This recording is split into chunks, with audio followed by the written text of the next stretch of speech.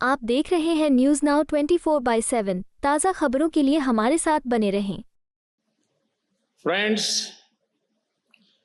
भारत आज एक अलग ही सक्सेस स्टोरी लिख रहा है। भारत में हमने रिफॉर्म्स का असर अपनी इकोनॉमी की परफॉर्मेंस में देखा है। साथियों, बीते वर्षों में टेक्नोलॉजी ने हमारे ग्रोथ को गति दी है। अब टेक्नोलॉजी के साथ साथ टूरिज्म भी भारत की ग्रोथ का एक स्ट्रांग पिलर बनेगा। आज भारत में ऐतिहासिक और सांस्कृतिक केंद्रों को भव्य और दिव्य बनाया जा रहा है। प्रधानमंत्री श्री नरेंद्र मोदी ने नई दिल्ली में economic times world leaders forum को संबोधित किया। सभा को संबोधित करते हुए प्रधानमंत्री ने विश्वास व्यक्त किया कि देश के उज्जवल भविष्य के लिए economic times world leaders forum में अद्भुत चर्चा हुई होगी और रेखांकित किया कि ये चर्चाएं ऐसे समय में हो रही हैं जब दुनिया को भारत पर भरोसा है। प्रधानमंत्री ने टिप्पणी की कि भारत आज सफलता की नई कहानी लिख रहा है और सुधारों का प्रभाव अर्थव्यवस्था के प्रदर्शन के माध्यम से देखा जा सकता है। उन्होंने इस बात पर जोर दिया कि भारत ने कई बार उम्मीदों से बेहतर प्रदर्शन किया है। प्रधानमंत्री ने बताया कि पिछले 10 वर्षों के दौरान भारत की अर्थव्यवस्था 90% बढ़ी है, जबकि वैश्विक अर्थव्यवस्था 35% बढ़ी है। उन्होंने इसका श्रेय वादे के मुताबिक निरंतर वृद्धि हासिल करने को दिया और आश्वासन दिया कि यह भविष्य में भी जारी रहेगा। नमस्कार, good evening. ET world leaders forum के इस कार्यक्रम में आना कई पुराने चेहरे नजर आ रहे हैं। तो अपने आप में एक खुशी की बात है। मुझे विश्वास है कि यहां भारत के ब्राइट फ्यूचर को लेकर बेहतरीन संवाद हुए होंगे और ये संवाद तब हुए जब भारत को लेकर पूरा विश्व एक विश्वास से भरा हुआ है। फ्रेंड्स, भारत आज एक अलग ही सक्सेस स्टोरी लिख रहा है। भारत में हमने रिफॉर्म्स का असर अपनी इकोनॉमी की परफॉर्मेंस में देखा है। यहां तक कि भारत ने कई बार प्रिडिक्शन से भी और अपने पीयर से भी बेटर परफॉर्म किया है। जैसे पिछले 10 सालों में ग्लोबल इकोनॉमी 35% बढ़ी है, लेकिन इन्हीं 10 सालों में हमारी इकोनॉमी करीब करीब 90% बढ़ी है।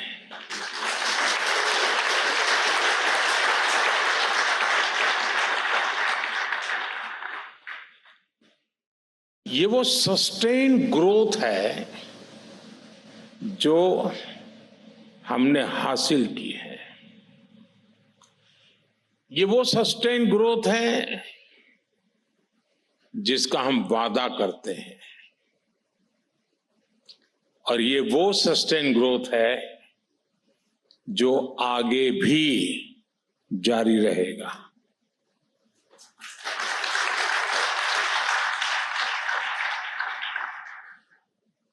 फ्रेंड्स, बीते वर्षों में भारतीयों के जीवन में हम बड़ा बदलाव लाने में सफल हुए हैं। हमारी सरकार ने भारत के करोड़ों करोड़ नागरिकों के जीवन को छुआ है। देश के नागरिकों को गुड गवर्नेंस देना ये हमारा संकल्प है।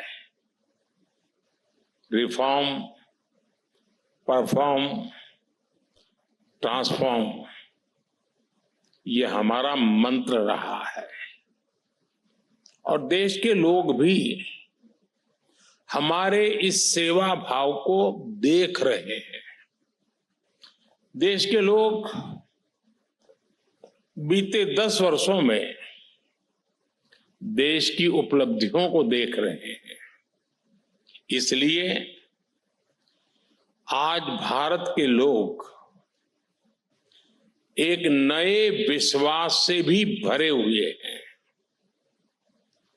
विश्वास खुद पर, विश्वास देश की प्रगति पर, विश्वास नीतियों पर, विश्वास निर्णयों पर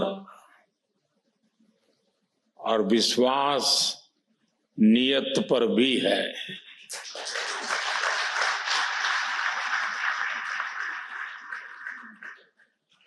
आप दुनिया के दूसरे देशों की स्थितियां देखिए। इस साल दुनिया के कई बड़े देशों में वोटिंग हुई है, इलेक्शन हुए हैं।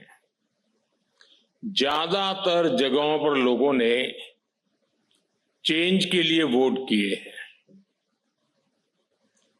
कई देशों में सरकारों को मुश्किलें आई हैं,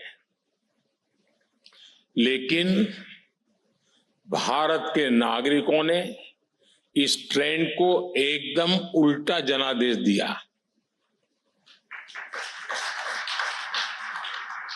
भारत के वोटर्स ने 60 साल बाद किसी सरकार की हैट्रिक लगवाई है।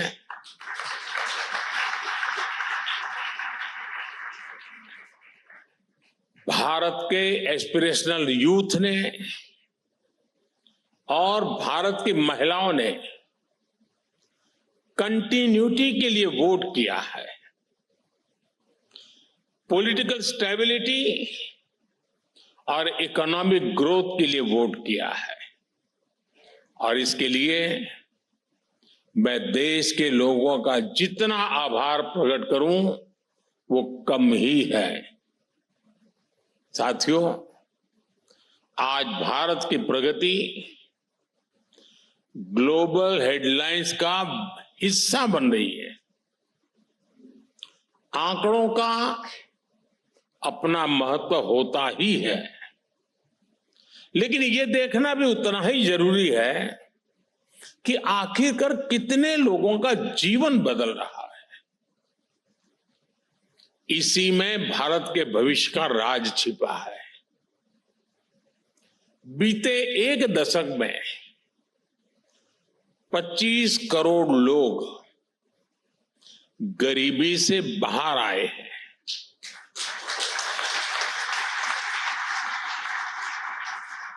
और ये लोग सिर्फ गरीबी से बाहर आए इतना ही नहीं है, उन्होंने एक न्यू मिडिल क्लास का निर्माण किया है। ये स्पीड और स्केल हिस्टोरिक है। दुनिया की किसी भी डेमोक्रेटिक सोसाइटी में ऐसा पहले कभी नहीं हुआ। ये भारत में इसलिए हुआ क्योंकि हमने गरीबों के प्रति गवर्नमेंट की अप्रोच बदली। गरीबों में भी एस्पिरेशंस तो थी ही, फाइटिंग स्पिरिट तो हमसे भी ज्यादा होती है, लेकिन उनके रास्ते में बहुत सी बाधाएं भी थी। जैसे उनके पास बैंक अकाउंट नहीं थे, बेसिक सुविधाएं नहीं थी, और ऐसी स्थितियों में हमने गरीबों को एम्पावर करने का रास्ता चुना। हमने उनके रास्ते से बाधाएं हटाई और हम कंधे से कंधा मिलाकर के उनके साथ खड़े हुए। और देखिए कितना कुछ बदल गया। जिन लोगों के पास दशकों तक बैंक अकाउंट नहीं थे, वो आज अपने अकाउंट से डिजिटल ट्रांजैक्शन कर रहे हैं।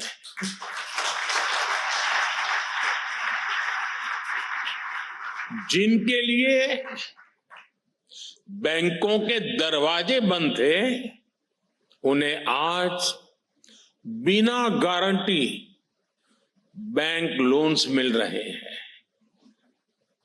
वो आज एंटरप्रेन्योर बन रहे हैं। जो लोग दुनिया में हो रहे बदलावों से अनजान थे, आज उनके पास डिवाइस भी है, कनेक्टिविटी भी है, और वो बेटर इन्फॉर्म्ड सिटीजन है।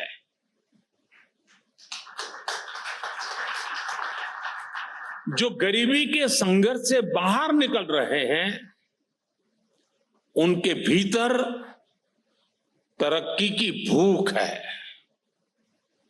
वो अपने बच्चों को एक सुनहरा भविष्य देना चाहते हैं। उनकी एस्पिरेशंस नए इंफ्रास्ट्रक्चर का निर्माण कर रही है। उनकी क्रिएटिविटी इनोवेशन का रास्ता बना रही है। उनकी स्किल से इंडस्ट्री का रुख बन रहा है और उनकी नीड से मार्केट की दिशा बन रही है। उनकी इनकम ग्रोथ मार्केट में डिमांड को बढ़ावा दे रही है। भारत का ये न्यू मिडिल क्लास देश की प्रगति की सबसे बड़ी शक्ति साबित हो रहा है। साथियों, जब चुनाव के नतीजे आए थे तो मैंने कहा था कि थर्ड टर्म में हमारी सरकार 3 गुना तेजी से काम करेगी। मैं आपको विश्वास दिलाता हूं, इरादे अब और मजबूत है।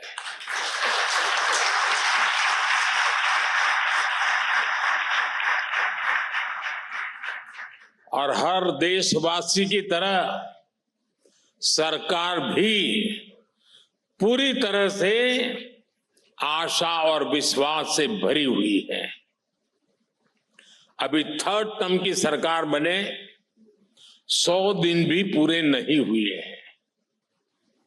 हम फिजिकल इंफ्रास्ट्रक्चर को आधुनिक बनाने में जुटे हैं। हम सोशल इंफ्रास्ट्रक्चर का विस्तार कर रहे हैं।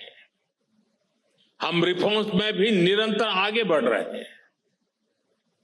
बीते 3 महीनों में हमने गरीबों के लिए, किसानों, नौजवानों, महिलाओं के लिए एक के बाद एक बड़े फैसले लिए हैं। हमने गरीबों के लिए 3 करोड़ नए घरों को स्वीकृति दी। हमने यूनिफाइड पेंशन स्कीम की घोषणा की। 1 लाख करोड़ रुपए के एग्रीकल्चर इंफ्रा फंड के लिए विस्तार का उसका फैसला हुआ। बेहतर क्वालिटी के बीजों की 100 से अधिक वैरायटी जारी की।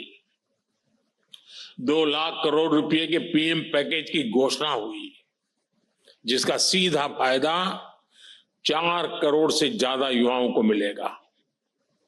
और 100 दिन के भीतर ही देश में 11 लाख ग्रामीण बैकग्राउंड की सामान्य परिवार की 11 लाख नई लखपति दीदी बनी है। ये महिलाओं के आर्थिक सशक्तिकरण का बहुत बड़ा काम हुआ है। साथियों, कल मैं महाराष्ट्र के पालघर में था। वहां 75,000 करोड़ रुपए से अधिक के इन्वेस्टमेंट से वाढवण पोर्ट का शिलान्यास किया गया है। 3 दिन पहले ही 30,000 करोड़ रुपए के इन्वेस्टमेंट से 12 नए इंडस्ट्रियल सिटीज के निर्माण को मंजूरी दी गई है। 50,000 करोड़ से अधिक के 8 हाई स्पीड कॉरिडोर स्वीकृत किए गए हैं। हमने 30,000 करोड़ रुपए से पुणे, ठाणे और बेंगलुरु मेट्रो के विस्तार को भी मंजूरी दी है। इसी दौरान लद्दाख में दुनिया की सबसे ऊंची टनल में से एक के निर्माण का काम शुरू हुआ है।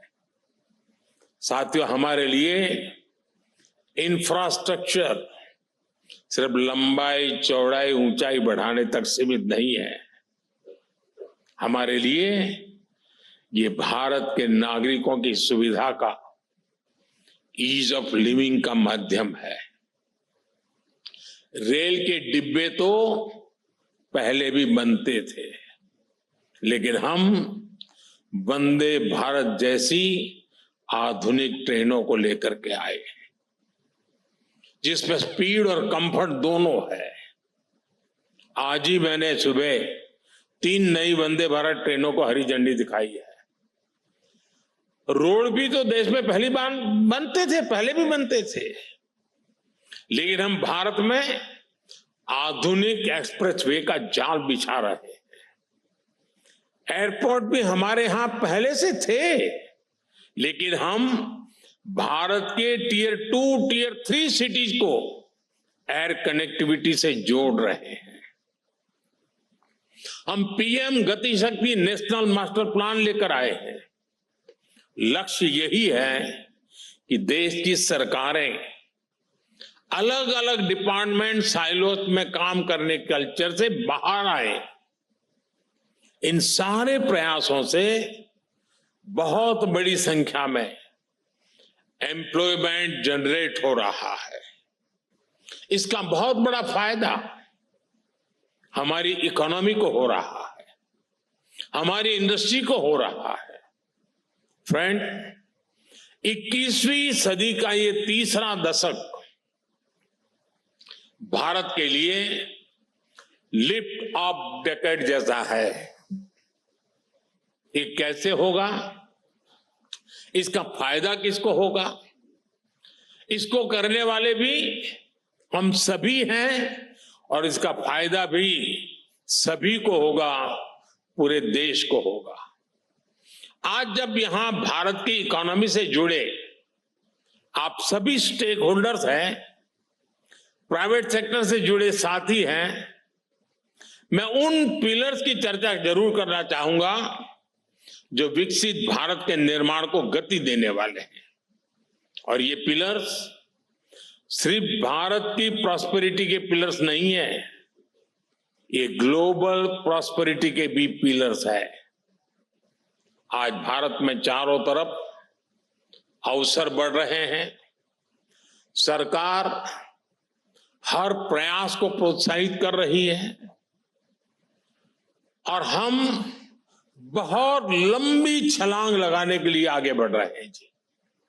इसलिए हम एक लॉन्ग टर्म विजन पर भी काम कर रहे हैं। साथियों, भारत को ग्लोबल मैन्युफैक्चरिंग हब बनाना हर भारतीय की एस्पिरेशंस है, और दुनिया की भारत से एक्सपेक्टेशन भी है। आज आप देखिए, इसके लिए देश में एक रिवॉल्यूशन जैसा चल रहा है। आज देश में एमएसएमईज को जितना सपोर्ट मिल रहा है, उतना पहले कभी नहीं हुआ। आज शहरों में plug and play industrial parks बनाए जा रहे हैं, इकोनॉमिक कॉरिडोर्स बनाए जा रहे हैं, क्रिटिकल मिनरल्स के प्रोडक्शन को बढ़ावा दिया जा रहा है। भारत में पीएलआई स्कीम्स ने जो सफलता हासिल की है, वो तो अभूतपूर्व है। साथियों, गुलामी के कालखंड से पहले भारत की समृद्धि का बहुत बड़ा आधार हमारी ज्ञान परंपरा थी, हमारा नॉलेज सिस्टम था। ये विकसित भारत का भी एक इंपॉर्टेंट पिलर है। हम में से कौन नहीं चाहेगा कि भारत स्किल, नॉलेज, रिसर्च और इनोवेशन का हब बने। इसके लिए सरकार इंडस्ट्री और एकेडेमिया को पार्टनर बना रही है। इस साल के बजट में भी इस पर बहुत ज्यादा जोर दिया गया है। 1,00,000 करोड़ रुपए के रिसर्च फंड के पीछे भी हमारी यही सोच है। आज देश का प्रयास है कि टॉप विदेशी यूनिवर्सिटी के कैंपस भारत में खुले। हमारे जो मिडिल क्लास के बच्चे बाहर पढ़ने में इतना पैसा खर्च करते हैं, हम चाहते हैं उनका वो पैसा बचे। मैं आपको एक उदाहरण दूंगा। आजादी के बाद के 7 दशक तक भारत में एमबीबीएस एमडी की सीट्स 80,000 के आसपास रही, और इसलिए ही तो डॉक्टर बनने के लिए हमारे बच्चे विदेश जाने के लिए मजबूर थे। पिछले 10 साल में देश में हमने एमबीबीएस एमडी की करीब 1,00,000 नई सीटें और बढ़ाई है।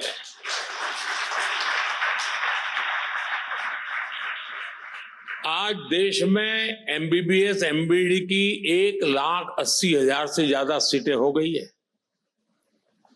और मैंने इस बार अभी 15 अगस्त को लाल किले से ऐलान किया है, अगले 5 साल में भारत में मेडिकल लाइन में 75,000 नई सीटें और जोड़ी जाएगी।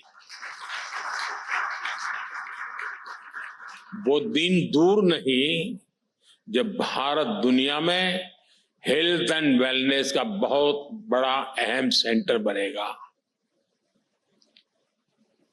साथियों, आज भारत की एक और बड़ी एम्बिशन है।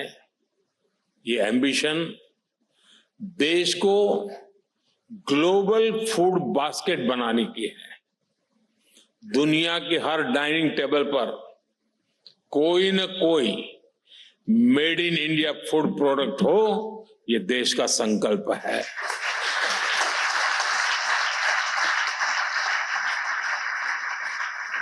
इस संकल्प की सिद्धि के लिए हम कई सारे काम एक साथ कर रहे हैं। आज ऑर्गेनिक फार्मिंग, नेचुरल फार्मिंग पर जोर दिया जा रहा है। हमारे डेयरी प्रोडक्ट्स, हमारे सी फूड, इनकी क्वालिटी पर जोर है। आपने देखा है, पिछले साल पूरे विश्व ने इंटरनेशनल मिलेट ईयर मनाया। किसकी पहल पर? भारत की पहल पर हुआ। दुनिया में मिलेट्स का सबसे बड़ा प्रोड्यूसर कौन है? हिंदुस्तान है। और ये मिलेट्स सुपर फूड है। ये प्रकृति के लिए भी अच्छे हैं, प्रगति के लिए भी अच्छे हैं। मुझे खुशी है कि आज भारत दुनिया के टॉप फूड ब्रांड्स में जगह बना रहा है। साथियों, विकसित भारत का एक और मजबूत पिलर ग्रीन एनर्जी का सेक्टर होने वाला है। आपने G20 में भारत की सफलता देखी है। भारत के ग्रीन हाइड्रोजन इनिशिएटिव को सभी देशों ने सपोर्ट किया। भारत ने तय किया है कि 2030 तक 5 मिलियन टन ग्रीन हाइड्रोजन पैदा करने की कैपेसिटी डेवलप की जाएगी। भारत का लक्ष्य 2030 तक 500 गीगावाट रिन्यूएबल एनर्जी जनरेट करने का है। साथियों, बीते वर्षों में टेक्नोलॉजी ने हमारे ग्रोथ को गति दी है। अब टेक्नोलॉजी के साथ साथ टूरिज्म भी भारत की ग्रोथ का एक स्ट्रॉन्ग पिलर बनेगा। दुनिया भर के टूरिस्ट के लिए, हर सेगमेंट के टूरिस्ट के लिए भारत टॉप डेस्टिनेशन हो, ये प्रयास आज देश कर रहा है। आज भारत में ऐतिहासिक और सांस्कृतिक केंद्रों को भव्य और दिव्य बनाया जा रहा है। हमारे जो बीचेज है, छोटे छोटे आइलैंड्स है, उनको डेवलप किया जा रहा है। और इस समय तो देश में एक यूनिक अभियान भी चल रहा है, देखो अपना देश। देखो अपना देश, पीपल्स चॉइस। इसमें भारत के पॉपुलर टूरिस्ट डेस्टिनेशन की लिस्ट बनाने के लिए वोटिंग कराई जा रही है, नागरिक वोट कर रहे हैं। जिन जगहों को भारत के लोग टॉप डेस्टिनेशन मानेंगे, उन टूरिस्ट प्लेसेस को मिशन मोड में डेवलप किया जाएगा।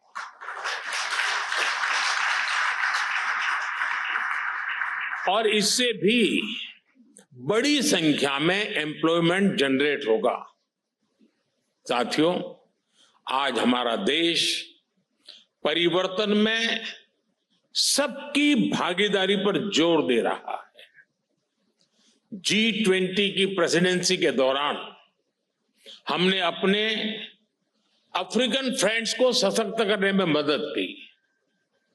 हमने ग्लोबल साउथ की आवाज उठाई।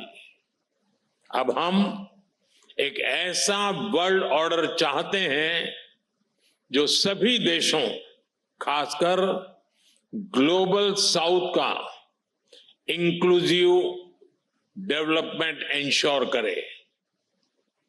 आने वाले समय में ग्लोबल साउथ के देशों के पास विश्व की सबसे बड़ी संभावनाएं होगी। पूरी ह्यूमैनिटी का एक बड़ा हिस्सा इन देशों में बसता है और भारत विश्व बंधु की भावना से इन देशों की आवाज बन रहा है।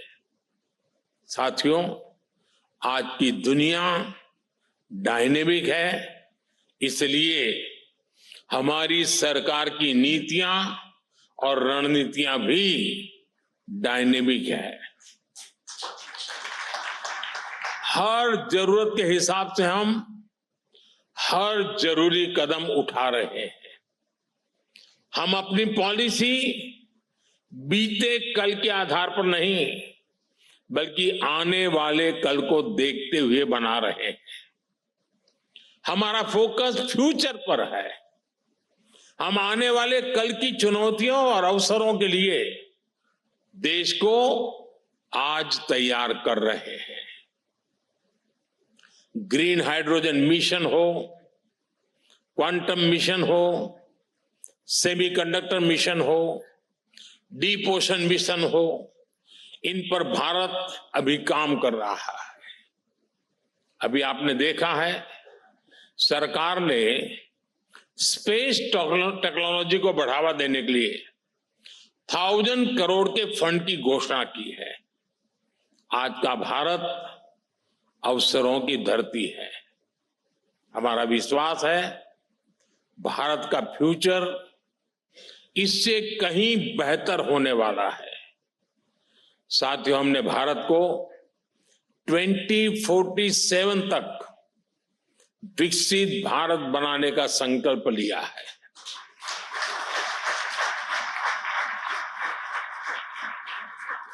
हम जानते हैं आप भी देश की इस यात्रा में बढ़ चढ़ करके हिस्सा लेना चाहते हैं। हम चाहते हैं भारत में ज्यादा से ज्यादा कंपनियां ग्लोबल ब्रांड बने। हम चाहते हैं भारत दुनिया के हर सेक्टर में लीडर बने। हमारा वादा है, हम फैसिलिटेट करेंगे। आप वादा करिए, आप इनोवेट करेंगे।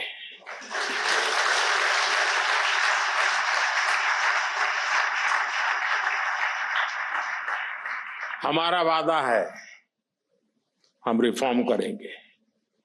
आप वादा करिए, आप परफॉर्म करेंगे।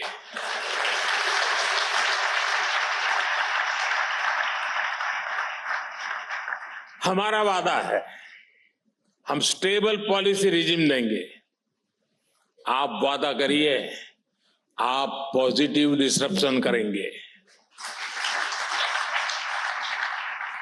हमारा वादा है, हम हाई ग्रोथ पर ध्यान देंगे।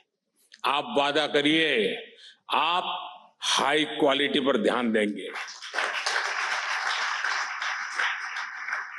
बड़ा सोचिए, देश के लिए सफलता की बहुत सी गाथाएं हमें मिलकर के लिखनी है।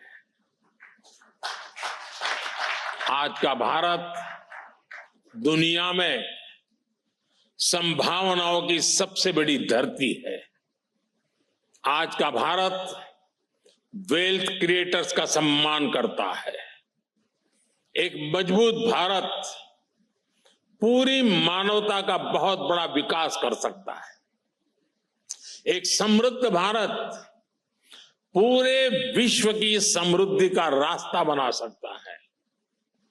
हमें इनोवेशन, इंक्लूजन और इंटरनेशनल कोऑपरेशन के मंत्र याद रखने हैं।